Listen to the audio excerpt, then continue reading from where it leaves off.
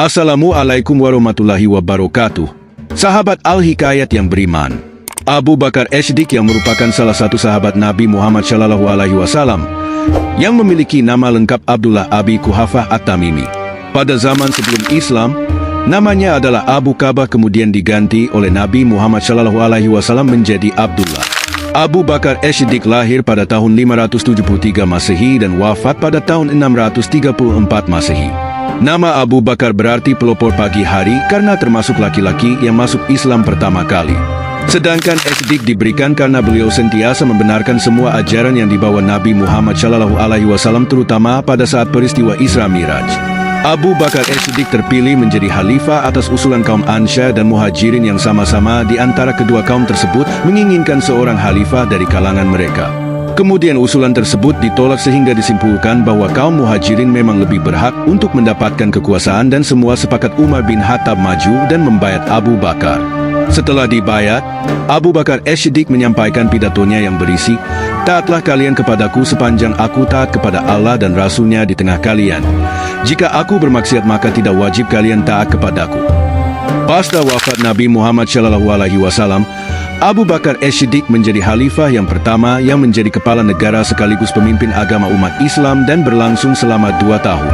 Masa pemerintahan Abu Bakar As-Siddiq banyak menghadapi permasalahan-permasalahan dari dalam negeri, di antaranya munculnya nabi palsu, kelompok murtad, dan pembangkang zakat. Setelah berdiskusi dengan para sahabat yang lain, Abu Bakar As-Siddiq memutuskan untuk memerangi kelompok tersebut, perang melawan kemurtadan. Setelah Abu Bakar As-Siddiq menyelesaikan permasalahan dalam negeri, kemudian melakukan ekspansi ke wilayah utara untuk menghadapi pasukan Romawi dan Persia yang mengancam kedudukan umat Islam. Namun, Abu Bakar As-Siddiq meninggal sebelum misi ekspansi ini selesai. Beberapa peradaban yang berkembang pada masa pemerintahan Abu Bakar As-Siddiq. 1. Membudayakan diskusi yang lebih demokratis dalam pemerintahan dan masyarakat. 2. Menumbuhkan loyalitas umat Islam dan tentara kepada pemerintah yang memberi support atas semua kebijakan khalifah. 3. Membudayakan musyawarah dalam menyikapi setiap permasalahan. 4. Menyusun mushaf Al-Quran. 5. Membangun pemerintahan yang tertib baik di pusat maupun di daerah. 6. Memperkokoh militer yang disiplin dan tangguh di medan tempur.